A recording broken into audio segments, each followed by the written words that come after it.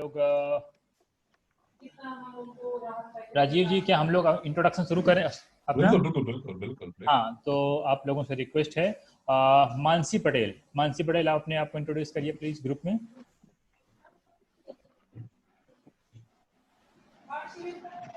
आपका वॉइस नहीं आ रहा मानसी, अपना ऑडियो ऑन कीजिए प्लीज।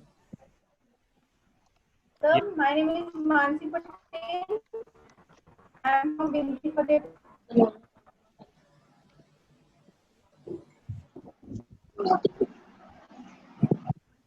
यस जी, बताइए।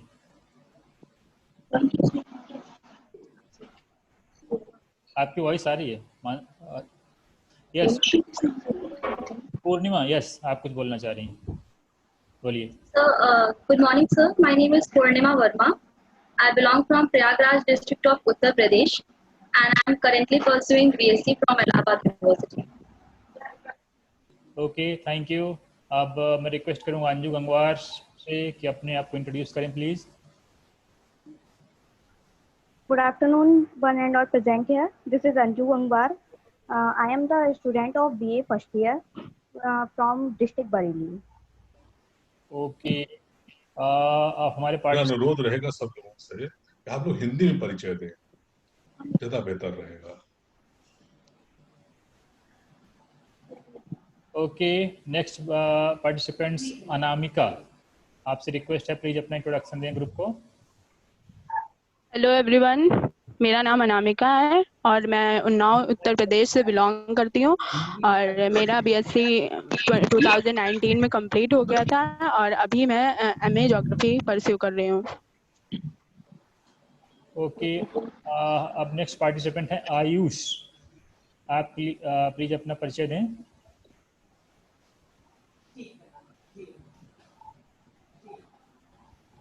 आयुष, बात सुन पा रहे हैं आप हमारी? आपका ऑडियो ऑफ है, प्लीज अपना ऑडियो ऑन करें। हेलो, यस सर मैं आयुष पटेल बरेली उत्तर प्रदेश का रहने वाला हूँ। बीए द्वितीय वर्ष का छात्र हूँ और दिल्ली विश्वविद्यालय से पढ़ाई कर रहा हूँ। किस कॉलेज से? जाकिर हुसैन सर। जाकिर हुसैन से। आपकी कोई हॉबीज हैं कुछ? बताइए उसके बारे में कुछ, क्या आपकी हॉबीज हैं? Music. Good good, very good.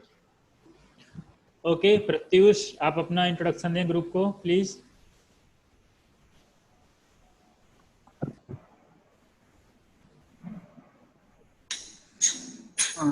Sir, मेरा नाम प्रत्युष कुमार है। मैं हरदोई का रहने वाला हूँ और नेशनल पीजी कॉलेज में पढ़ाई करता हूँ। मैं बीए सेकेंड ईयर का छात्र हूँ। Okay good. प्रियांशु, आप प्लीज अपना इंट्रोडक्शन दें ग्रुप को। राम सर, मेरा नाम प्रियांशु मेघनवाल है और मैं सोनभद्र डिस्ट्रिक्ट का रहने वाला हूँ और अभी तत्काल में मैं इलाहाबाद यूनिवर्सिटी से बीए फाइनल ईयर में अपना कर रहा हूँ और मेरी हॉबी जो है सोशल सर्विस है, लोगों की मदद करना और साथ साथ नॉवेल्स पढ़ना और ट्रैवल भी करना, मतलब डिफरेंट कल्चर इंडिया को एक्सप्लोर करना। और I am preparing for my civil services since first year of my graduation. Thank you sir. Good. अब मैं रिक्वेस्ट करूंगा प्रिशा से कि प्लीज अपना इंट्रोडक्शन दें ग्रुप को। यस, मेरा नाम प्रिशा वर्मा है। मेरी हॉबीज है आर्ट्स एंड क्राफ्ट और मैं लखनऊ से हूँ और मैंने अभी अभी अपनी 12वीं कक्षा पास की है और अब मुझे कॉलेज के एंट्रेंस एग्जाम की प्रिपरेशन करनी है। Okay good. अब मैं रिक्वेस्ट करूंगा कि वैभव सिंह सचान जी से कि आप अपना इंट्रोडक्शन दें। सर, मेरा नाम वैभव है और वैभव सिंह है। सर, मैं कानपुर से हूँ और सर मैं बीए थर्ड ईयर का छात्र हूँ sir. Okay good. Rashmi Verma, please अपना आप इंट्रोडक्शन दें ग्रुप को। रश्मि वर्मा।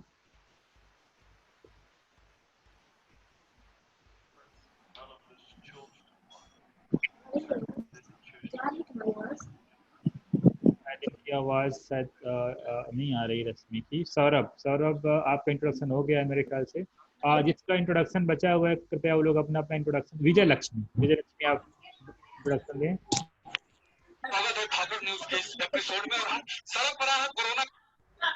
मैं अम्बेडकर नगर की हूँ। मैं बीएससी सेकेंड ईयर की छात्रा हूँ। Okay, good.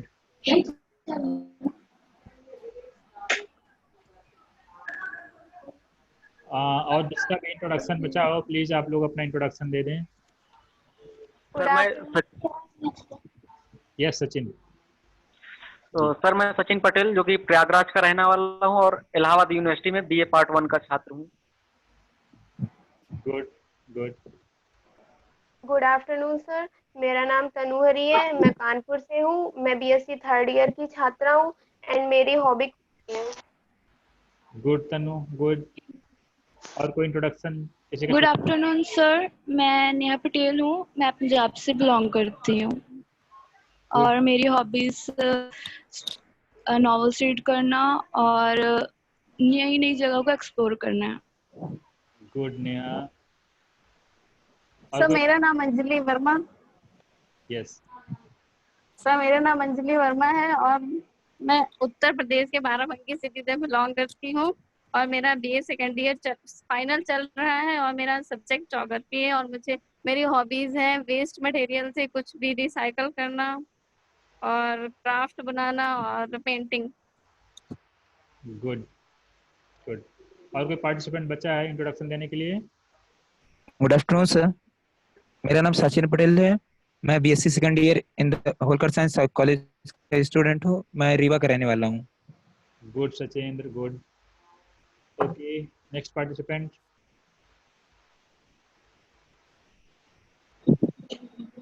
और कोई बचा हुआ है अभी? एनीबॉडी? हम लोग शुरू करें? Yes sir, yes please. Yes sir. हाँ, तो आप में से कौन सबसे पहले बोलना चाहेगा इशू के बारे में? Sir, I would like to speak. Yes, yes, please. Actually, sir, as you know that, sir, Hindi में बोलूं या इंग्लिश में? नहीं, इसमें सब कंफर्टेबल हो वही लैंग्वेज हम लोग हिंदी. वही बात सर. एक्चुअली सर जैसे हम लोग जानते हैं कि हम लोग जो नई शिक्षा नीति आई है ये मतलब काफी पुरानी जो शिक्षा नीति थी उसी पद्धति पे हम लोग काम करते थे जो कि 10+2 मॉडल पे था और हम लोग जानते हैं कि changing is the rule of nature. तो हर चीज में परिवर्तन होता है और परिवर्तन के साथ साथ हर पॉलिसीज में भी चेंजेस होने चाहिए. अगर हम इसे चाहते हैं कि ग्राउंड लेवल पे वर्क को इम्प्लीमेंटेबल हो अच्छे से तो उसमें कुछ चेंजेस हमेशा लाने चाहिए. शिक्षा नीति जो कि एक बहुत ही महत्वपूर्ण विषय है क्योंकि जानते हैं हमारे देश की मतलब जो भी भविष्य है वो बच्चों पे डिपेंड करती है. हमारे पूर्व राष्ट्रपति डॉक्टर एपीजे अब्दुल कलाम जी ने भी कहा है कि देश की जो पूरी क्षमता है वो बच्चों पे डिपेंड करती है. आप जैसे उन्हें गाड़ोगे मतलब वैसे ही आगे देश का भविष्य होगा. तो अगर शिक्षा नीति सही नहीं होगी तो जाहिर सी बात है कि उनको उस हिसाब से ज्ञान नहीं मिलेगा. अब सर हम लोग आते हैं बात करते हैं कि नई शिक्षा नीति में है क्या. पुरानी शिक्षा जो नीति थी वो काफी थियोरेटिकल था, means that was not application based. वो व्यवहारिक चीजों पे बेस्ड नहीं था. आपको ज्यादा से ज्यादा पढ़ाने में फोकस किया जाता था, आपको ज्ञान तो दिया जाता था लेकिन उसकी आप प्रैक्टिकल इम्प्लीकेशंस कर पाओ ये आपको अपॉर्चुनिटीज नहीं मिलती थी. और नई शिक्षा नीति में सबसे अच्छी बात ये है कि फ्रॉम बिगिनिंग मतलब स्टार्टिंग से ही आपको एक प्रैक्टिकल अप्रोच दी जाएगी जिससे कि आपके अंदर खुद की स्किल डेवलप हो और आप मतलब एट ऑल ये नहीं कि आपको जॉब को सर्च करना पड़े, जॉब आपको सर्च करेगी. आपके अंदर इतनी स्किल डेवलप करा दी जाएगी स्टार्टिंग से. अब सर जैसे कि हम लोग जानते हैं ये मॉडल 5+3+3+4 पे है. तो इसमें क्या है कि पहले तो स्टार्टिंग के जो 5 साल होते हैं बच्चों के मतलब 3 से लेके 8 साल तक वो जो 5 साल का दौर होगा उसमें उनकी बहुत ही बेसिक चीजों पे नर्सरी से लेके LKG UKG उसमें उन्हें सिर्फ प्रैक्टिकल मतलब थोड़ी मतलब लैंग्वेज उनकी जो है लर्निंग स्किल की थोड़ी ध्यान दी जाएगी. फिर क्लास 1 से लेके आगे तक की भाषाओं में क्राफ्ट से रिलेटेड और भी जो प्रैक्टिकल स्किल लर्निंग मतलब कुछ भी ऐसा जो उनकी प्रैक्टिकली उनकी स्किल को डेवलप करे, सिर्फ थियोरेटिकल नहीं. उस टाइम थियोरेटिकली दबाव नहीं डाला जाएगा. और फिर जब क्लास 6 वगैरह 9th वगैरह जाएंगे वो उन्हें थियोरेटिकल नॉलेज के साथ साथ प्रैक्टिकल बेस्ड चीजें पढ़ाई जाएंगी. जैसे क्या है ना सर अभी हम लोग की साइड क्या एजुकेशन ऐसा है क्योंकि मैं इंटीरियर इलाके से बिलोंग करता हूँ. सोनभद्र डिस्ट्रिक्ट आज के भी डेट में नक्सल ट्राइबल एरिया माना जाता है. तो हमारे यहाँ जैसा मैं अपना एक्सपीरियंस शेयर कर रहा हूँ कि क्लास 11th स्टैंडर्ड तक सर मैं अपनी केमिस्ट्री की लैब नहीं देखा था. Even being a student of CBSE board I had never seen the chemistry lab before class 11th standard which was so मतलब सर इससे बुरी बात कुछ हो ही नहीं सकती कि पूरा बच्चा क्लास 10 तक पढ़ गया और केमिस्ट्री लैब का कभी दर्शन नहीं किया. तो ये चीज अब चेंज हो रही है. तो जब बच्चे प्रैक्टिकली किसी चीज को देखते हैं और वो करते हैं तो वो उसे ज्यादा जल्दी कैच करते हैं. थियरी में क्या होता है कि सर हम लोग फिजिक्स पढ़ ले जाते हैं, मैथ पढ़ ले जाते हैं लेकिन उसका एप्लीकेशन बेस्ड कहीं हमें सिखाया नहीं जाता है. तो इन दैट केस वो चीजें भूल जाती हैं जल्दी. और उसके बाद जैसे बहुत अच्छी बात एक आई है सर कि ग्रेजुएशन जब हम करने लगेंगे तो लास्ट ईयर में इंटर्नशिप या अप्रेंटिसशिप ये कंपलसरी हो गया है। तो इससे क्या है कि एक स्किल डेवलप हो जाएगी और फिर जैसे हमारा ग्रेजुएशन होगा तो जैसे भी कैंपस प्लेसमेंट ड्राइव होते हैं तो उसमें हम लोग इजीली सिलेक्टेड हो जाएंगे। Thank you sir. Okay Priyanshu, तो अच्छा बताया आपने। Next participants. Lakshmi. Yes Vijay Lakshmi. Sir मैं इस टॉपिक पे बात करूंगी कि ये नई पॉलिसी जो आई है इसके पहले भी 3 बार आ चुकी है। एक बार तो 1968 में, उस टाइम वो इंदिरा गांधी प्राइम मिनिस्टर थी। उसके बाद 1986 में वो राजीव गांधी थे और ये 3rd पॉलिसी है। तो ये पहले से काफी चेंज है और अच्छी भी है। पहले ये था कि 10+2 का फॉर्मेट चलता था, तो वो पूरी तरह से खत्म होके 5+3+3+4 हो गया है।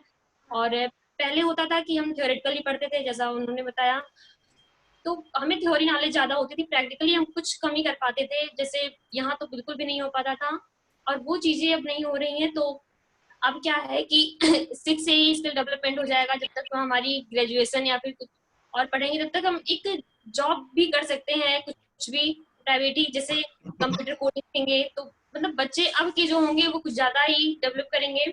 और सर इस में ये बहुत ही अच्छा है कि multiple exit and multiple entry वाला सिस्टम जो ये बहुत ही अच्छा है कि जैसे 1 ईयर हमने पढ़ाई की तो बहुत ही सिचुएशन किसी की नहीं अच्छी है, कोई पैसे की वजह से नहीं पढ़ पाया, तो वो उसका भी प्रॉफिट उसको मिलेगा अगर किसी ने बीच में ही पढ़ाई छोड़ दी है। और सर बात की जाए कि इसके इफेक्ट क्या पड़ेंगे तो फ्यूचर में बहुत ही अच्छे इसके इफेक्ट पड़ेंगे। जो है बच्चे जो है वो बहुत ही आगे निकलेंगे इस पॉलिसी से। और इसके लिए credit academic bank of credit बनेगा, जिससे वो अगर बीच में पढ़ाई छोड़ दे रहे हैं तो भी उनकी वैल्यू होगी। 1 ईयर पे उनके सर्टिफिकेट, 2 ईयर पे डिप्लोमा, 3 ईयर पे डिग्री, ऐसी सारी अरेंजमेंट की गई है। और सर सबसे बड़ी बात तो ये है कि इसमें अब तक जो है जीडीपी का मात्र 4.4% ही खर्च हुआ है। 2017-18 का रिकॉर्ड देखा जाए तो उसमें तो 2.7 ही किया गया था एजुकेशन के लिए, लेकिन इस बार है जीडीपी का 6% खर्च किया जा रहा है केवल एजुकेशन के लिए। तो ये बहुत ही अच्छा है, इससे बहुत बेनिफिट मिलेगा, सबको मिलेगा। और सर ग्रॉस इन्वायरमेंटल रेशियो भी काफी ज्यादा बढ़ाया जा रहा है, 50% किया जा रहा है। 3.5 करोड़ नई सीटें जारी की जाएंगी। तो ये सब बहुत ही पॉलिसी, ये बहुत ही अच्छी। Thank you. ओके, बहुत अच्छा Vijay Lakshmi. Next participant please. Sir, yes. National education policy or national policy on education is a policy which is formulated by the government of India to promote elementary education in colleges of rural and urban India. Please आप हिंदी में बोलो because there are many students who belong to Hindi medium. Priyanshu, yes, please disturb नहीं करना दूसरे candidate को, बोलने दीजिए उनको। yes, please बोलें आप। So it was in 1960 the first education policy was formed under the prime ministership of Indira Gandhi, and the second education policy was formed under the prime ministership of Rajiv Gandhi. It is the third education policy which is framed after the 34 years old 1986 new national education policy. This policy aims at providing free education to all citizens of India at least 18 years of age, and it is a very good task. But at the same time, this policy aims at providing multiple exit options and in the higher education level, which will help the women education, because there are many women in a country who do not get the opportunity to get higher education or who do not get the opportunity to get education. So they can get up the education to some certain level and they can quit. But if it will lead to the deregulation and privatization, because if people will get the multiple exit option, then they can easily quit at different levels and the number of dropouts will get increased. Similarly, the GDP, the 6% of GDP will be invested on education, which is a very good strategy. But during this COVID-19 pandemic, our economy has become very weak, and if we are going to spend it, then we will lack 40% of our GDP, and we'll only be able to spend 2% of it on the education. So there is a lot of disparity or lot of difference between what has been said in the policy and what will be executed after it.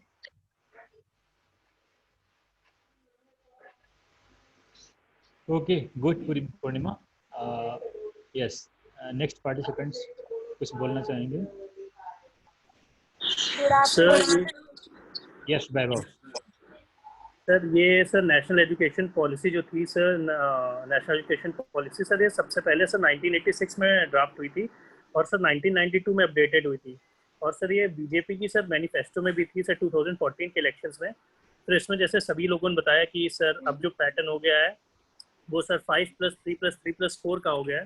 Sir इसमें sir जो सबसे अच्छी बात है sir, जैसे अभी तक 10+2 के बाद से, यानी सर 12th में 11th-12th में सर 10th करने के बाद हम लोग को ये चांस दिया जाता था कि 10th के बाद हमारे पास साइंस, आर्ट्स और साइंस, कॉमर्स और ह्यूमैनिटीज सर 3 स्ट्रीम होती थी।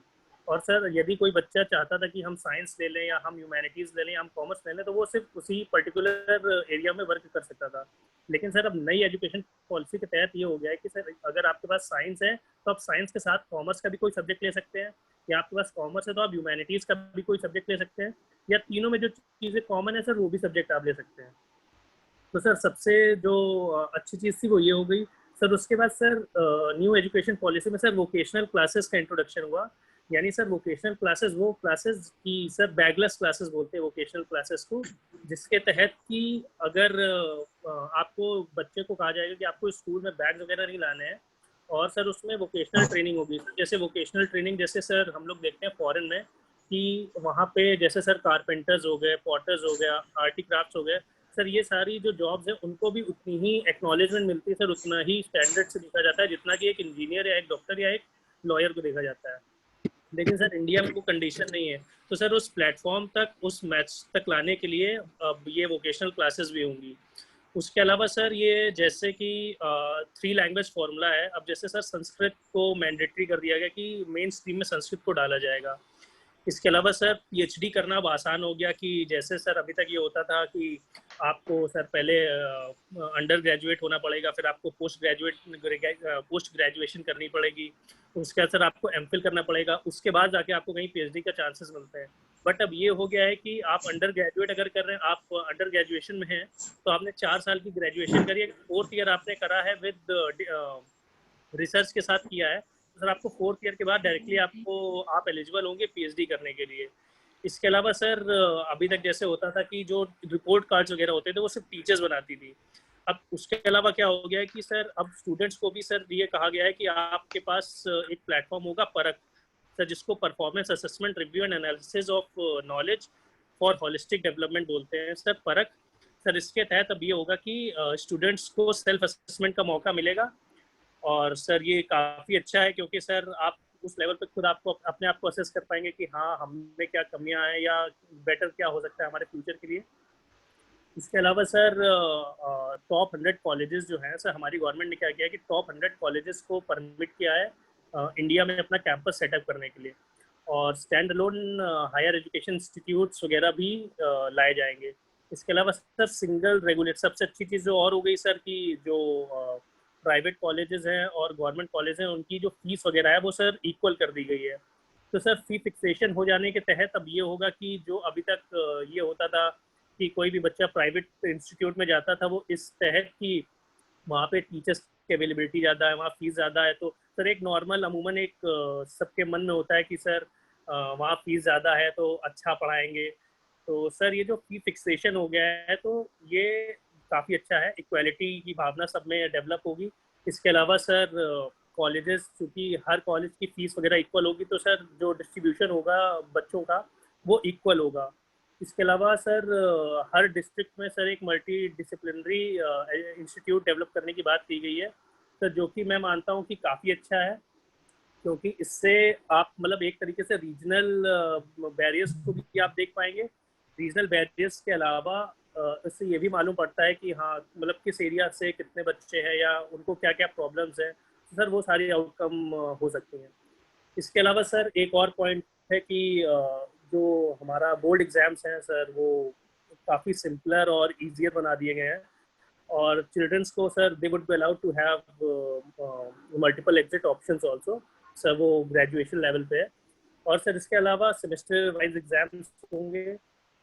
इसके अलावा सर जो बोर्ड एग्जाम्स वगैरह है सर वो ज़्यादा फोकस करेंगे इन चीज़ों पर कि क्या बोलते हैं सर, जो बेसिक नॉलेज है रादर देन बुकिश नॉलेज, मतलब knowledge that is useful for us in future, that has a future relevance sir, उस स्टडीज़ पे ज़्यादा फोकस करेंगे सर। इसके अलावा सर कॉलेज की जो एफिलिएशन वगैरह थी सर 2035 तक सर वो हटाने की बात भी कही गई है हमारी गवर्नमेंट के द्वारा। और सर इसके अलावा सर जैसे जीडीपी वाला बताया सर, ये भी कहा गया कि फ्यूचर में जीडीपी जो है वो that would be raise to 6% of GDP. अभी करंटली 3% है सर, 2.7 या 2.8 के आसपास है, लगभग 3% है सर, वो भी इंक्रीज करने की बात है।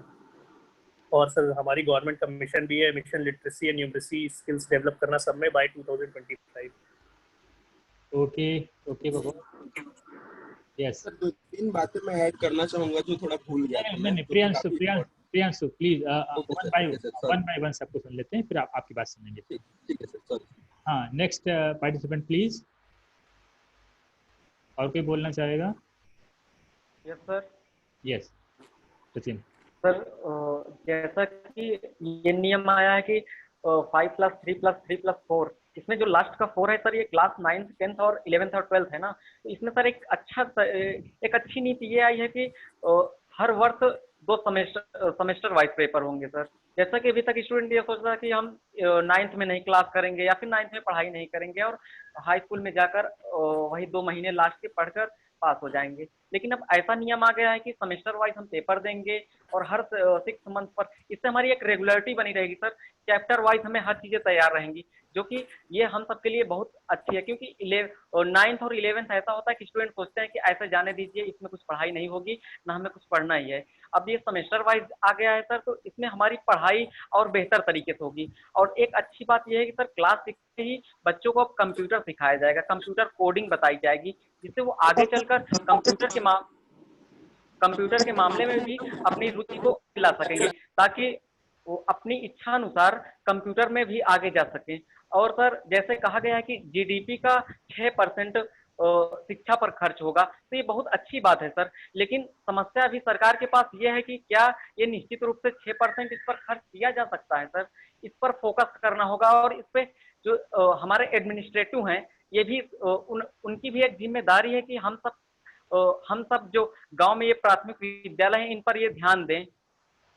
और सर जो आज अमेरिका हुआ या चीन हुआ या जापान, कोई भी देश इतना आगे शिक्षा के मामले में जा रहा है सर, यह है कि रिसर्च में भारत आज जीडीपी का 0.7% ही खर्च कर रहा है, बट अन्य देश जो है सर 2.5% खर्च कर रहे हैं। अब जीडीपी का 6% अगर शिक्षा पर खर्च हो रहा है, तो निश्चित रूप से ये होगा कि अब रिसर्च पर भी ये जीडीपी का कम से कम तो 2% तो आना जरूरी है सर, ताकि जो इंडियन जो है ये फॉरेन में जाकर अपनी सेवा दे रहे हैं, ये फॉरेन में ना जाकर अपने ही देश में रहकर अपने देश को अच्छी तरीके से यहाँ की शिक्षा की नींव को मजबूत करें सर। धन्यवाद sir. Okay, thank you Sachin. Next participant please. Sir मैं हेलो सर। यस प्रत्युष बोलिए आप। सर जैसा कि सब जानते हैं कि के कस्तूरी रंगन की अध्यक्षता में एक समिति आई है, समिति गठित की गई थी, उसी को हमारी कैबिनेट ने मंजूरी दे दी है। इसके बारे में बताना चाहता हूँ कि मुझे क्या इसमें अच्छा लगा। यस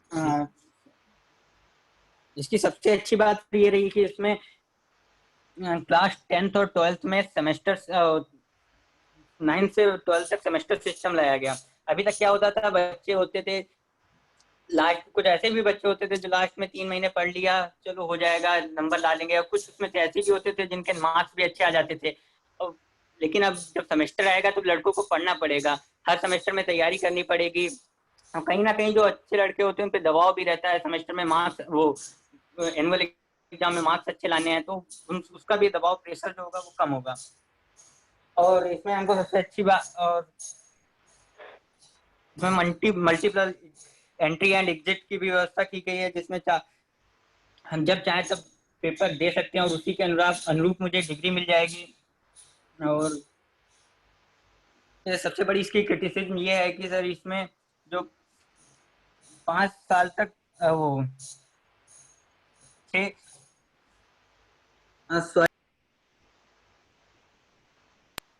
ओके, कोई बात नहीं, ठीक है। Next participant please. Hello Good sir, hello to afternoon, sir. I would like to Yes. start Done. today's national education policy. As we all know, the Union Cabinet has approved the National Education Policy 2020, which aim to introduce several changes in the education system from school to college levels, and the National Education Policy aims at making India a global knowledge superpower, and the Cabinet has approved the renaming of Ministry of Education from the Ministry of Human Resource and Development, and there were already 2 education policies which were brought in 1968 and 1986. And what about changes in school education? So to bring 2 crore out of school children back into the mainstream through an open schooling system, and as 10th and 12th examinations be made easier, emphasize on foundational literacy and numeracy, and the current is 10+2, and which will be replaced by 5+3+3+4 system. And the assessments reform should be 360-degree holistic progress cards, and Government of India is aiming towards the Sustainable Development Goal, which were set up in 2015 by United Nations Assembly. So to achieve that goal, Government of India has to change in its education policy. For this purpose, the Government of India is aiming to increase the gross enrollment ratio from 26.3% to 50% in higher education, and 100% to 100% in school education. There will be an umbrella body that is Higher Education Commission of India, which will regulate all the things of the higher education. And now the Government of India will spend 6% of its GDP in place of 4.43%. That. Thank you, sir. Good. दूसरा मैं सबसे request करना चाहूँगा कि जिनका भी internet support कर रहा है, अच्छा इंटरनेट है, वो कृपया वीडियो ज़रूर ऑन रखें, क्योंकि ये जो डिस्कशन है सिर्फ आपका थॉट्स के बारे में नहीं है। डिस्कशन आपकी बॉडी लैंग्वेज के बारे में, आपके कॉन्फिडेंस के बारे में, आपके बिहेवियर के बारे में। हम चाहते हैं कि जब आप इसको वीडियो को देखें, डिस्कशन को, तो बहुत सारी चीज़ें आपको खुद नज़र आएँ कि आप कहाँ बेहतर कर रहे हैं और क्या आप इम्प्रूव कर सकते हैं। Okay, next participant please. Hello sir, hello to everyone. Sir आज जो नेशनल एजुकेशन पॉलिसी पे हम लोगों को डिबेट मिली है, उसके बारे में मैं कुछ बताना चाहती हूँ। सर एजुकेशन जो है वो हमारे जीवन में एक मेजर और वाइटल रोल प्ले करती है, क्योंकि अगर गुड एजुकेशन होगी तो पावर्टी कम होगी, और पावर्टी कम होगी पॉपुलेशन ग्रोथ कम होगी, पॉपुलेशन ग्रोथ कम होगी तो हमें एक मीनिंगफुल लाइफ जीने का मौका मिलेगा, और इससे इकोनॉमी भी इम्प्रूव होगी। तो sir just because of this reason India में टाइम टू टाइम एक पॉलिसी आती रही है और चेंज होती रही है। सबसे पहले ये पॉलिसी 1968 में इंदिरा गांधी के टाइम आई थी। उसके बाद इस दूसरी शिक्षा नीति बनी है राजीव गांधी के टाइम 1986 में, जो कि जिसे पीवी नरसिम्हा राव की सरकार में 1992 में कुछ इसमें मॉडिफिकेशंस किए गए। जब इसमें कुछ मॉडिफिकेशंस किए गए, और हालांकि ये पॉलिसी 5 साल से बन रही थी, जिसको मई 2019 में पब्लिक कर दिया गया, और इसके पीछे और इस पे कुछ सुझाव मांगे गए। जब पब्लिक से सुझाव मांगे गए तो अप्रॉक्स 1.25 लाख 1,25,000 सुझाव गए, और उस पर कुछ सुझाव जो उन्हें अच्छे लगे उसे उन्होंने इम्प्लीमेंट किया। तो ये पीएम नरेंद्र मोदी की अध्यक्षता में कैबिनेट ने इसे 29 of July, I think 29 of July को इसे मंजूरी दी और इसका मसौदा तैयार करने के लिए इसरो चीफ के कस्तूरी रंगन की अध्यक्षता में विशेषज्ञों की समिति में इसे तैयार किया गया है। जैसा कि आप सभी लोग जानते हैं, अभी तक की शिक्षा पे सिर्फ जीडीपी का 4.43% खर्च किया जाता था, अब उसे बढ़ाकर 6% कर दिया जाएगा। अब आते हैं स्कूल सिस्टम पे। स्कूल सिस्टम में सर इन्होंने चार चरण बना दिए हैं, जिसमें पहला कि एक होता है फाउंडेशन स्टेज, दूसरा preparatory stage, third one is middle stage and fourth one is secondary stage. तो सर इसमें इन्होंने क्या किया, जैसे हम सभी लोग 12th कर चुके हैं, आपको सबने 12th कर लिया है, तो हम 1 to 10 तक की एक मतलब कि एक ही टाइप की पढ़ाई करते थे और उसके बाद 11th और 12th के लिए हमें एक स्पेसिफिक स्ट्रीम चूज करनी थी, जिसको on the basis of the 10th marks, जिसे ह्यूमैनिटीज पसंद है वो ह्यूमैनिटीज ले ले, जिसे कॉमर्स पसंद है कॉमर्स ले ले, साइंस पसंद है साइंस ले ले। बट इसमें इन्होंने अब now 10+2 system is divided into 5+3+3+4 and इसमें फर्स्ट स्टेज है वो प्रिपरेटरी स्टेज है। इसमें इन्होंने 3 years प्री प्राइमरी स्कूल के लिए रखा है and 2 years for class 1 and class 2 and after that preparatory stage, इसमें भी 3 years ये 3 to 5 क्लास के लिए है एंड मिडिल स्टेज ये 6 to 8 क्लास के लिए। सेकेंडरी स्टेज में इन्होंने 9 to 12 रखा है, जिसमें अगर आपको जो भी सब्जेक्ट चूज करने हैं वो आप अपनी मर्जी से चूज कर सकते हैं। पहले क्या होता था, पहले अगर जिसने मैथ ले लिया तो वो मैथ के लिए पढ़ेगा और उसे अगर ह्यूमैनिटीज के सब्जेक्ट पसंद भी है पर उसके साथ वो नहीं ले सकता था। बट अब ऐसा कुछ नहीं है, अब आप एक ह्यूमैनिटी का सब्जेक्ट या और जो भी जो आपको पसंद है वो आप ले सकते हैं। और 86 कॉन्स्टिट्यूशनल अमेंडमेंट एक्ट 2002 के तहत 6 to 14 बच्चों के लिए स्कूल एजुकेशन मैंडेटरी किया गया था, जिसे बढ़ाकर 3 to 18 कर दिया गया है। इसमें पहले बोर्ड एग्जाम में केवल कॉन्सेप्चुअल क्लैरिटी पे ध्यान नहीं दिया जाता था, बट अब कॉन्सेप्चुअल क्लैरिटी और क्रिटिकल थिंकिंग पे फोकस किया गया है। और इसमें ग्रॉस एनरोलमेंट रेशियो गोल 2035 में सेकेंडरी एजुकेशन को बढ़ाकर 100% और हायर एजुकेशन को बढ़ाकर 50% किया। जैसे कि हम सभी देखते हैं कि हमारे जो फ्रेंड्स हमारे साथ पढ़ते थे वो क्लास में साथ आते थे, साथ पढ़ते थे, और जैसे जैसे हम अपनी एजुकेशन का लेवल बढ़ाते जाते हैं तो बच्चे कम होते चले जाते हैं, just because of their economic condition और इनका कुछ भी अपना पर्सनल रहा हो। और इसमें इन्होंने 3 लैंग्वेज फार्मूला ऐड किया गया है, जिसमें तमिलनाडु गवर्नमेंट ने इसे बहुत ज़्यादा अपोज किया है, क्योंकि उन्होंने कहा है कि मैं सिर्फ तमिल और इंग्लिश को ही रखना चाहता हूँ, हिंदी की हमें कोई आवश्यकता नहीं है। बट इसमें उन्होंने ये भी कहा है कि 1937 तक से उन्हें हिंदी उन पे इम्पोज की जा रही है, थोपी जा रही है। और 1982 में जवाहर नवोदय विद्यालय ने भी कह दिया कि वो हिंदी नहीं पढ़ाएंगे। बट इसमें क्योंकि उन्हें तमिलनाडु गवर्नमेंट का ये सोचना है कि लिबरल वर्ल्ड में विंडोज उन्हीं के लिए खुली होती हैं जो मतलब कि जिन्हें इंग्लिश का ज़्यादा नॉलेज होता है। जैसे कि आप लोग आईटी सेक्टर में भी देखते हैं, आईटी सेक्टर में भी जाने के लिए इंग्लिश के एक स्पेसिफिक लैंग्वेज चाहिए होती है। तो इस वजह से, बट इसका एक लोगों ने फेवर भी किया है कि यस, अगर हिंदी एक मेजर लैंग्वेज है अपने इंडिया में, और उसे जानना हम सबका हक है और हमें जानना भी चाहिए।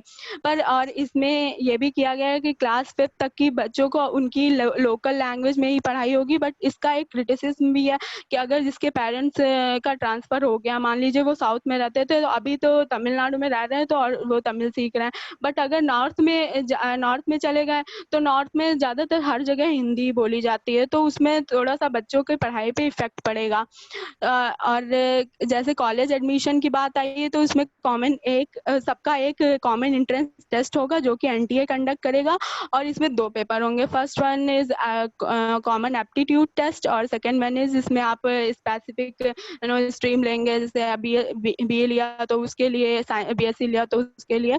और लॉ मेडिकल कॉलेज को छोड़कर हायर एजुकेशन कमीशन बनेगा और इसका मीन्स एक सिंगल रेगुलेशन होगा जिसमें 3.5 करोड़ सीटें ऐड की जाएंगी और 6 क्लास से वोकेशनल कोर्सेज शुरू किए जाएंगे जिसमें इंटर्नशिप भी दी जाएगी। ये एक सबसे अच्छा तरीका है। और जैसा कि हमें पता है कि 3 to 4 ईयर डिग्री कोर्सेज होता है, तो अगर आप जैसे just because of some economic condition बच्चे पूरी डिग्री कंप्लीट नहीं कर पाते थे, किसी फर्स्ट ईयर में छोड़ देना पड़ता था, किसी सेकेंड ईयर में, तो अब इसमें अगर आप फर्स्ट ईयर से भी छोड़ रहे हैं तो आप काउंट किए जाएंगे।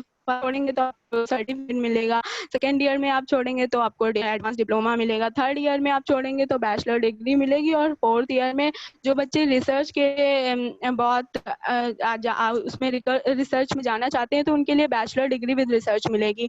और एमपीएल को अब डिसकंटिन्यू कर दिया गया, जो कि एक मिडिल डिग्री थी रिसर्च की between the masters and the PhD, उसे डिसकंटिन्यू कर दिया गया है। और इसमें और इस नई शिक्षा नीति में फॉरेन यूनिवर्सिटीज कॉलेज को दिया गया है विंडोज इंडिया में आने के लिए, जिसका बहुत लोगों ने एक मतलब अपोज भी किया। इसका एक क्रिटिसिज्म ये है, लोग नहीं चाहते कि फॉरेन का इन्वॉल्वमेंट हो इंडिया में, और साथ ही साथ शिक्षा जो होगी, हायर एजुकेशन जो होगी वो ग्रांट बेस्ड से लोन बेस्ड हो जाएगी। बट इसका कुछ लोगों ने फेवर भी किया। इसमें यह है कि अगर फॉरेन यूनिवर्सिटीज अपनी इंडिया में आएंगी तो जो बच्चे फॉरेन जाना चाहते हैं पढ़ाई करने के लिए, उन्हें बाहर नहीं जाना पड़ेगा और वो यहीं इंडिया में रहकर पढ़ाई कर सकते हैं, जिससे कि ब्रेन ड्रेन नहीं होगा और ग्लोबल लेवल पे कंपटीशन भी बढ़ेगा। ई लर्निंग का भी प्रावधान किया गया है, जिसमें नेशनल एजुकेशन टेक्नोलॉजी फोरम बनाया जाएगा, जिसमें वर्चुअल लैब तैयार की जाएंगी और 2030 तक की जो बच्चे सिर्फ टीचिंग की लाइन में जाना चाहते हैं उन्हें 4 ईयर का बीएड इंटीग्रेटेड कोर्स करना पड़ेगा। और जैसा कि अमेरिका में नेशनल साइंस फाउंडेशन है, उसी प्रकार नेशनल रिसर्च फाउंडेशन इंडिया में भी बनाया जाएगा और इसे बोर्ड ऑफ गवर्नर कंट्रोल करेंगे। So this is all it. Thank you. Okay, good Anamika. Next participants. Good afternoon sir. Good afternoon all. Sir, जैसा कि हमारे कॉन्स्टिट्यूशन को जिस तरीके से बनाया गया है, कुछ इस तरीके से ही इस नेशनल एजुकेशन पॉलिसी को भी बनाया गया है। जैसे हमारे कॉन्स्टिट्यूशन में जो अच्छी अच्छी चीज़ें थी दूसरे कॉन्स्टिट्यूशन की, दूसरे देश के, जैसे उसको एकत्र करके एक हमारा कॉन्स्टिट्यूशन बनाया गया है।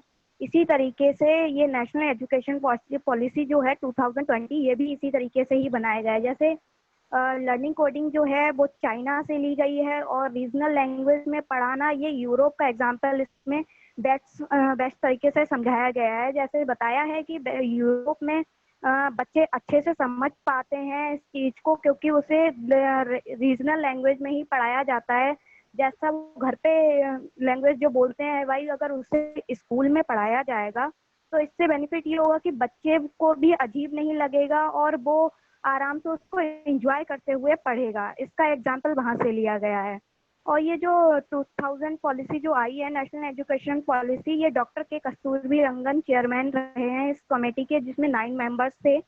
उनकी चेयरमैनशिप में ये बनाई गई है और इसे ड्राफ्ट किया गया था 2019 में, और ये फाइनली अब पास होके नेशनल एजुकेशन पॉलिसी 2020 के रूप में अब हम देख रहे हैं। जैसा कि सब लोगों ने बता दिया है इसके क्या क्या बेनिफिट्स होने वाले हैं, क्या क्या मेन पॉइंट्स है। इसमें मेन पॉइंट्स आई थिंक किसी ने ये नहीं बताया, शायद छूट गया रुके से, कि जो एचआरडी मिनिस्ट्री है उसका रीनेम कर दिया गया है मिनिस्ट्री ऑफ एजुकेशन में। और इसमें जो 10+2 का स्ट्रक्चर जो था उसको चेंज करके 5+3+4 में कन्वर्ट कर दिया गया है।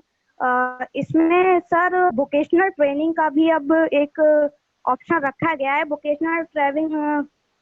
Vocational training in the sense कि इलेक्ट्रीशियन का भी वर्क इसमें सिखाया जाएगा, पेंटिंग अगर किसी को इंटरेस्ट है तो उसे पेंटर का भी काम सिखाया जाएगा, और भी कुछ ऐसी चीज़ें। इसमें 10 डेज का मिनिमम एक बैगलेस पीरियड होगा, जिसमें बच्चे को बिना बैग के स्कूल जाना पड़ेगा, और वहाँ पे जो बच्चा जिसमें इंटरेस्ट है, जैसे वेल्डिंग हो गया, कारपेंटिंग हो गई, इस तरीके की एक्टिविटीज़ में वो पार्टिसिपेट करेगा। सर, ऑन पेपर अगर देखा जाए तो ये जो पॉलिसी है बहुत ही एक्सीलेंट पॉलिसी है, लेकिन अब इसका कितना बेनिफिट होता है ये तो इसके एजुकेशन में ही पता चलेगा। सर अगर ये पॉलिसी आती है तो इसके बहुत सारे पॉजिटिव पॉइंट भी आएंगे, लेकिन सर इस पॉलिसी को कोई भी चीज़ भी सही, लेकिन वो एकदम चेंज नहीं होती है। इसको कम से कम मिनिमम 25 to 30 इयर्स लग जाएंगे कम्प्लीटली इम्प्लीमेंट करने में। अब सर टीचर का ले लेते हैं, ये मोस्टली टीचर पे भी डिपेंड है। बच्चे तो खुशी खुशी इसको अडॉप्ट कर भी लेंगे, लेकिन टीचर्स को एक फेस करनी पड़ेगी प्रॉब्लम, क्योंकि जिस तरीके से वो पढ़ के आए हैं अब तक स्कूल में, स्टार्टिंग में उन्हें काफ़ी डिफ़िकल्टीज आएंगी उसे चेंज करने में। टीचिंग स्टाफ की भी यहाँ पे कमी हो सकती है, क्योंकि अलग अलग चीज़ को सिखाने के लिए हम टीचर्स कहाँ कहाँ से लेके आएंगे, और टाइम की भी आई थिंक कमी रहने वाली है यहाँ पे थोड़ी। बहुत अच्छा हुआ कि यहाँ पे ये जो लर्निंग वाला चेंज था उसको प्रैक्टिकल नॉलेज में आप चेंज करने की कोशिश की जा रही है, और 6% ऑफ जीडीपी इसमें इन्वेस्ट कर रहे हैं, ये भी काफ़ी बहुत ही अच्छी चीज़ है।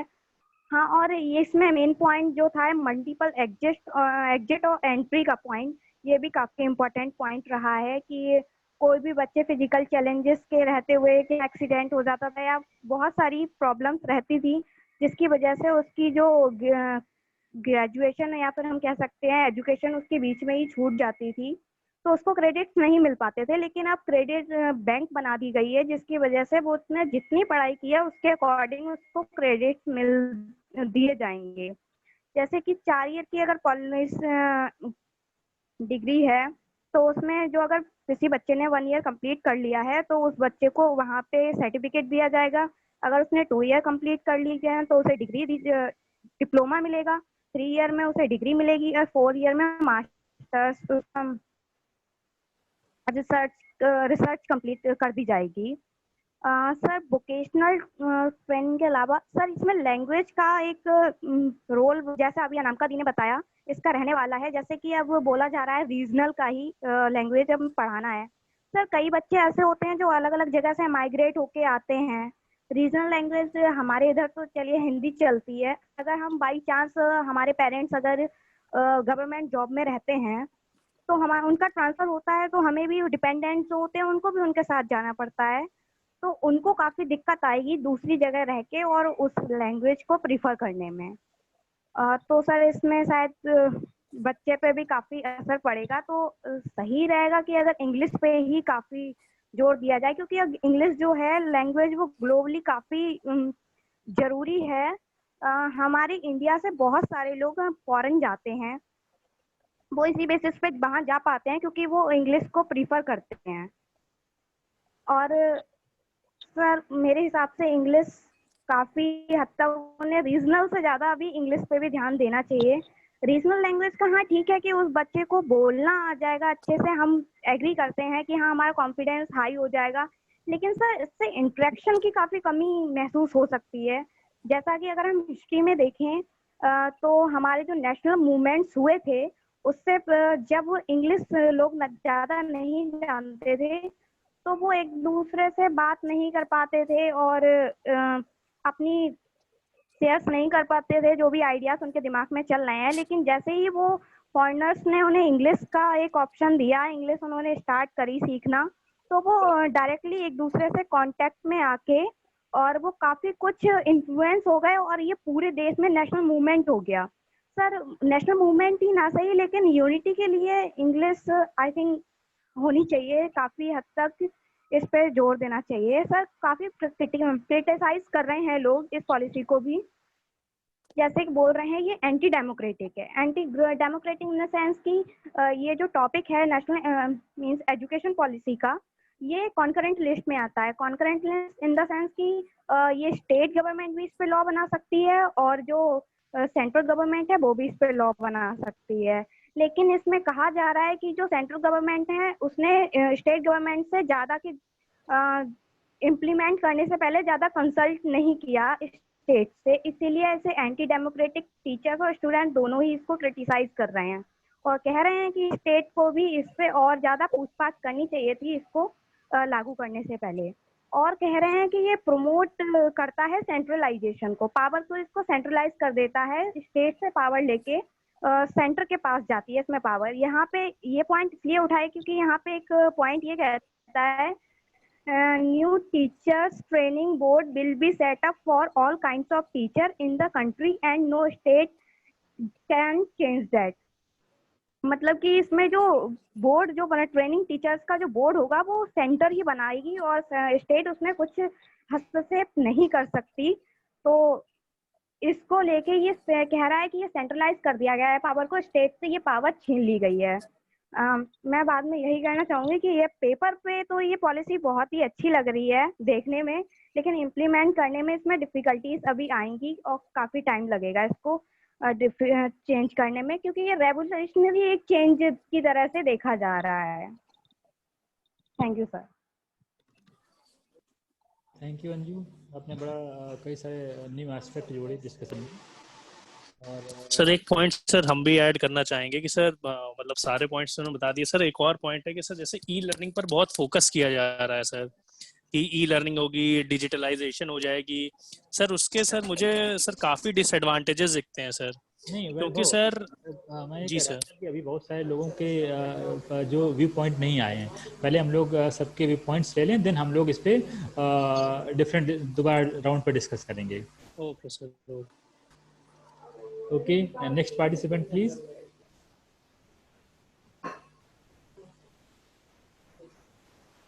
यस, और किसी पार्टिसिपेंट को अपना व्यू पॉइंट रखना है, इस सेकंड राउंड का डिस्कशन शुरू करें हम लोग।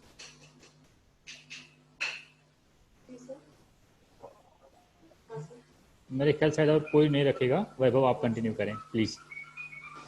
आई would like to continue sir. मेरी 3-4 पॉइंट थी जो मैंने पहले आपसे कही। यस यस, ठीक है प्रियांशु, यस बोले। Sir firstly what we are discussing, मतलब सारे लोगों ने कहा मदर लैंग्वेज मदर टंग पे, तो सर जैसे कि अंजू जी ने भी कहा और अनामिका दीदी ने भी कहा कि ये जो 3 लैंग्वेज इशू है सर, कि पहली बात हम लोग जानते हैं कोई भी कंट्री को अगर जोड़ती है तो उसकी कल्चर उसको जोड़ने में बहुत मदद करती है। और जैसे हम लोग जानते हैं हिंदी हमारी मातृभाषा है, तो आज के टाइम में सर इंग्लिश का इतने ज्यादा मतलब कह दीजिए कि वो गया प्रचार हो गया ना, कि हिंदी कहीं ना कहीं दब सी रह गई है। और सर ये हमारे लिए बहुत एक मतलब क्या कहें कि मतलब बहुत गिल्ट फील करने वाली बात है कि जो हमारी मातृभाषा है, even from the very beginning national movement से हम लोग जुड़े हिंदी से, मोस्ट ऑफ द पार्ट मतलब उससे जुड़े, और फिर हमारे राजनेता जो थे उन्होंने भी हिंदी को हमेशा आगे बढ़ाने की बात कही, और आज हिंदी दबी सी रह जा रही है। तो सर बेसिकली उन्होंने क्या कहा कि ये जो 5 लेवल वाला है, मतलब कि स्टार्टिंग का लेवल आप उसमें बच्चों को हिंदी में पढ़ाओ, और बाकी अगर स्टेट अगर कंफर्टेबल फील करते हैं तो वो आगे रीजनल लैंग्वेज को अपने कंटिन्यू करें। और जहां तक सर बात साउथ की स्टेट्स की है, तो सर वहां पे उनकी जो रीजनल लैंग्वेज है उसे इंपॉर्टेंस मिलनी चाहिए, लेकिन एक हिंदी की भी एजुकेशन को इम्पार्ट करना चाहिए, जिससे बच्चे उनके अगर थ्रू आउट इंडिया कहीं घूमे तो डाइवर्स कल्चर उनको भी फील हो। हम ये नहीं कह रहे कि नॉर्थ इंडिया में हम लोग हैं तो हम लोग को अदर लैंग्वेज नहीं सीखनी चाहिए, वो भी हम लोग के अंदर इंटरेस्ट आना चाहिए। और सर इंग्लिश जो कि एक यूनिवर्सल लैंग्वेज हो गया तो वो तो आना ही चाहिए, लेकिन इसके साथ साथ हमें अपने मातृभाषा पे विशेष ध्यान देना चाहिए, क्योंकि उसकी इंटीग्रिटी उसकी गरिमा जो है दिन पे दिन दबी जा रही है। दूसरी बात सर मेरी जो है कि इस नेशनल एजुकेशन पॉलिसी में टीचर के ऊपर विशेष तौर पे ध्यान दिया गया है, क्योंकि सर जब टीचर जो कि बच्चों का एक भविष्य निर्माता होता है, जैसे कहा था कि एक क्रिएटर अच्छा नहीं होगा तो कोई भी चीज अच्छे से क्रिएट कैसे होगी। किसी बिल्डिंग को जो बना रहा है मजदूर, अगर वो अच्छे से उसकी आर्किटेक्ट नहीं करेगा तो बिल्डिंग मजबूत नहीं हो पाएगी। तो इस केस में टीचर को एक अच्छा मतलब उनको कैसे ट्रेन करना है 2022-23 तक, एक अच्छा प्लेटफॉर्म उनको कैसे क्रिएट करना है ताकि वो भी एक बिहेवियरली वोकेब बच्चों में स्किल डेवलप करा सके। Even sir I would like to suggest one thing, मतलब कई कमेटियों ने ये रिपोर्ट भी दिया है कि एक नेशनल एजुकेशन सर्विस भी होनी चाहिए, नेशनल टीचिंग सर्विस, जैसे सर ऑल इंडिया सर्विसेज हैं एक, क्योंकि सर टीचिंग एक जो है वो बहुत ही इम्पोर्टेंट थिंग है, उससे ही आगे कोई भी इंसान बढ़ता है। अगर एक बच्चा स्टार्टिंग से पढ़ने में अच्छा से क्या सर हम लोग सिविल सर्विस की तैयारी करते हैं तो हम लोग को भी क्लास 6 to 12 एनसीईआरटी बेसिक पढ़नी होती है। तो सर अगर हम लोग को फ्रॉम वेरी बिगिनिंग वो उस हिसाब से कंसेप्चुअलाइज कराई जाए तो हम लोग को उतना मेहनत नहीं करना पड़ेगा, फिर से हम लोग को क्लास 6 to 12 एनसीईआरटी को पढ़नी पड़ेगी। Third thing is that sir which Vaibhav had mention regarding online education. तो सर सक्षम एक पोर्टल है जिसके माध्यम से गवर्नमेंट जो है वो ऑनलाइन एजुकेशन कराती है। तो ऑनलाइन एजुकेशन काफी आज जैसे सर हम लोग देख रहे हैं पैंडेमिक के टाइम में ऑनलाइन एजुकेशन ही काफी हेल्प कर रही है, हम आप सारे लोग ऑनलाइन एजुकेशन के थ्रू जुड़े हुए हैं, तो ये भी एक अच्छा initiative. And at last disabled के लिए भी इस एजुकेशन पॉलिसी में बहुत अच्छा वो किया गया है कि जो डिसेबल्ड लोग हैं उन्हें ऐसा नहीं है कि वो नहीं कर पाएंगे, उन्हें भी प्रैक्टिकल और स्किल्ड नॉलेज मिलेगी। और सर जैसे भी हम लोग जानते हैं कि जो मूक बधिर लोग होते हैं उनके लिए एक अलग स्कूल चलती है।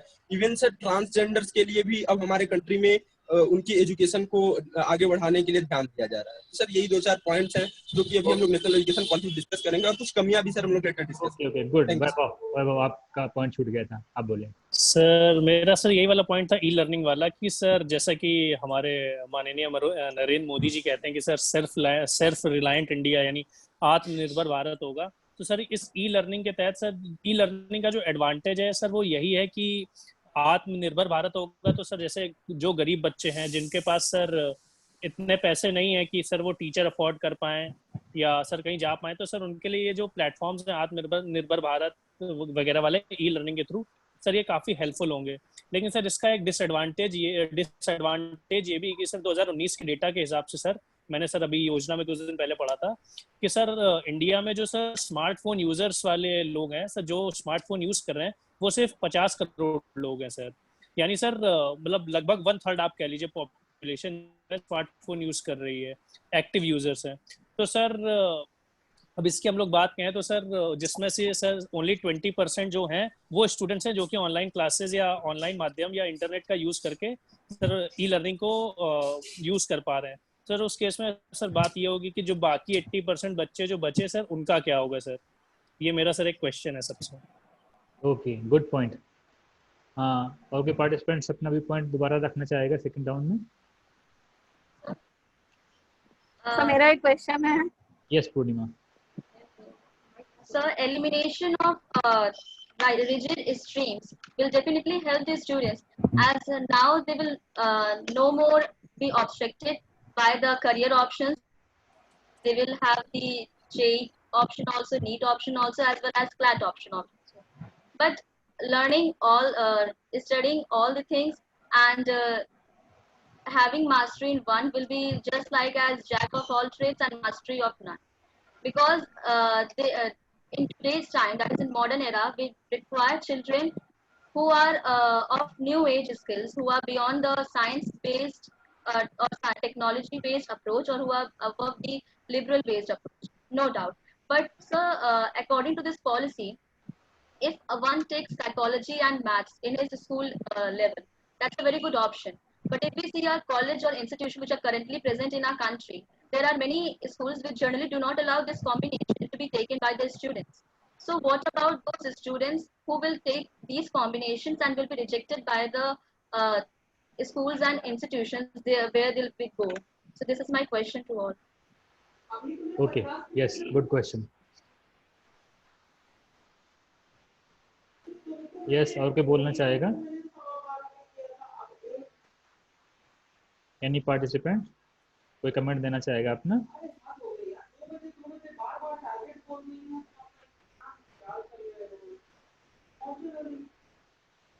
ओके मेरे ख्याल शायद कोई पार्टिसिपेंट अपना व्यू पॉइंट नहीं देना चाह रहा है। हमारे बीच में जो एक्सपर्ट हैं आज राजीव उमराव जी हैं। आप 2001 बैच के इंडियन पोस्टल सर्विस के ऑफिसर हैं और इस समय डिपार्टमेंट ऑफ पोस्ट में डायरेक्टर के पोस्ट पे हैं। तो वो अपने इस पूरे डिस्कशन के बारे में वो ऑब्जर्व कर रहे थे आप लोगों को, और वो अपना फीडबैक देंगे और बताएंगे कि इसको हम कैसे बेहतर कर सकते हैं। तो मैं राजीव जी से रिक्वेस्ट करूंगा कि कृपया वो अपना व्यू पॉइंट दें। Thank you Amrish ji. Am I audible? Can you hear me? Yes, sir, you are. Okay. सबसे पहले तो मैं बहुत बोलना चाहूंगा, बहुत खुशी की बात है, इतना बड़ा ग्रुप 17 पार्टिसिपेंट अभी इसमें मौजूद है। ये एक बहुत ही बड़ा ग्रुप था और सभी लोग तैयारी करके आए थे और जो बोलने का तरीका था, जो ग्रिप था अपने सब्जेक्ट मैटर पे, बहुत ही बढ़िया था। और ये तीसरा सेशन ऐसा है, और अगर हम पहले सेशन से कंपेयर करें तो एक गुणात्मक सुधार हुआ है, चाहे वो डिलीवरी का एस्पेक्ट हो चाहे कंटेंट का एस्पेक्ट। एक जो मजे की बात वो ये है, ये जो डिस्कशन था ये बेसिकली एजुकेशन पॉलिसी को लेके नहीं था, ये आपके लिए था। इसका उद्देश्य था कि आप लोग क्या अपने आइडियाज को प्रॉपर्ली प्रेजेंट कर पाते हैं कि नहीं कर पाते हैं, और जैसे कि देखने में आ रहा है कि आप लोग कर सकते हैं। और कई सारी बातें बीच बीच में उभर करके सामने आई। एक वक्ता ने कहा कि शायद हिंदी के प्रभाव में कमी आ रही है। ऐसा नहीं है, हिंदी का प्रभाव दिन ब दिन बढ़ ही रहा है। सरकार की एक बहुत बड़ी पॉलिसी है हिंदी को एक्सपेंड कराने की, और आज हिंदी देश के कोने कोने तक पहुंच चुकी है। एक और बात मैं कहना चाहूंगा, ज्यादातर लोगों ने, उनके जो कहने का मतलब था ये था कि एजुकेशन का मुख्य उद्देश्य आपको जॉब दिलाना होता है। ऐसी बात नहीं है। एजुकेशन का मुख्य उद्देश्य आपके चरित्र का विकास है, आपकी पर्सनालिटी का विकास है, आपके अंदर जो एक हुनर है, एक स्वाभाविक गुणवत्ता आपकी जो अंदर उसको निखार करके बाहर लाना है। ये कोई फैक्ट्री नहीं इसमें हर चीज एकदम परफेक्ट होगा। हर चीज परफेक्ट होनी तो पॉलिसी ना होती, लॉ होता है।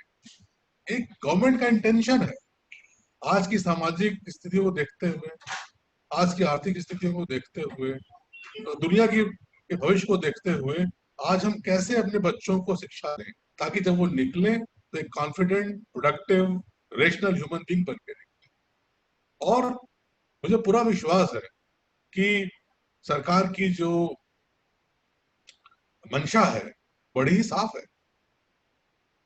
तमाम सारी चीजें किए, आज से 20-25 साल पहले भारत में मात्र सरकारी जो नौकरियां होती थी, एक सरकार की नई नीति आई थी माननीय राजीव गांधी जी के टाइम में, और पहली बार हमने जो है तकनीकी शिक्षा पे जोर दिया था। और आज इतना बड़ा IT रिवॉल्यूशन हमारे सामने है। आज पूरे देश में लाखों लोग, करोड़ों लोग जो है इस पे जो है काम कर रहे हैं और बिलियंस ऑफ डॉलर्स एक्सपोर्ट किया रहे हैं। आज इसी तरीके से हो सकता है जब आप लोग, आज जो बच्चा पैदा हो रहा है, आज के जब 20 साल के, जब वो जॉब मार्केट में आए तो शायद दुनिया बदल चुकी हो। शायद आर्टिफिशियल इंटेलिजेंस के आने से तमाम तरह की जो जॉब्स हैं प्रेजेंट की जो दुनिया में, वो खत्म हो चुकी है। तब हमें क्या करना होगा? इन सब बातों को नजर रखते हुए आखिर जो आई थिंक कस्तूरीरंगन साहब थे इसके चेयरमैन, तो सबने ठीक ही अपना योगदान दिया है। और मेरे हिसाब से अगर हम लोग इस तरह के 2-3 इंटरेक्शंस रख लेंगे अलग अलग विषयों पर, तो हमारे सभी पार्टिसिपेंट्स में जो प्रेजेंटेशन का जो बेसिक रूल्स एंड रेगुलेशंस होते हैं उसको लोग इंटरलाइज करते हैं। Thank you, thanks a lot. Thank you Rajesh, आपने बड़ा अच्छे इनपुट दिए और मुझे पूरा विश्वास है कि हमारे जो पार्टिसिपेंट्स हैं उससे उनको बेनिफिट होगा। 1-2 पॉइंट मैं भी इसमें ऐड करना चाह रहा था। पहली बात तो ये निकल के आ रही है कि जो पिछला डिस्कशन था उस डिस्कशन से इसमें हम लोगों ने एक अच्छा खासा इम्प्रूवमेंट किया हुआ है और सब लोगों का जो अभी पॉइंट है वो बहुत बेहतर आया है और सब लोगों का जो बोलने का तरीका है वो भी अच्छा है। यहाँ पर हम लोग एक पार्टिसिपेंट से ये भी बात कहना चाहेंगे कि हमारा सिर्फ कंटेंट क्या ये मैटर नहीं करता है, हम कंटेंट को रखते कैसे हैं, दूसरे की बात को कैसे रिस्पेक्ट देना है, दूसरे को कैसे सुनना है, एक जो ओवरऑल बिहेवियर होता है हमारा वो बहुत इम्पॉर्टेंट है। और हमारा जो ये ऑनलाइन सिस्टम है, वीडियो सिस्टम है, इसमें ये सब सीखने का बहुत मौका होता है।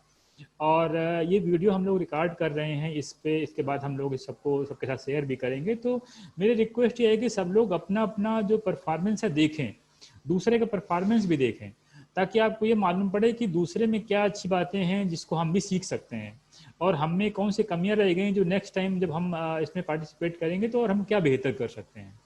हमें हर एक दिन कुछ नई चीज़ सीखना है, कुछ नया इम्प्रूवमेंट करना है, अपना जो कम्युनिकेशन स्किल्स है, अपना जो पर्सनालिटी है, अपना जो कॉन्फिडेंस है, इनमें हम लोग डेली इम्प्रूव करेंगे। और मुझे विश्वास है कि हम लोग ये अगर कुछ 5-6 महीने इस एक्टिविटी को हम लोगों ने अगर सही से किया तो एक हम बहुत अच्छा परिवर्तन देखेंगे।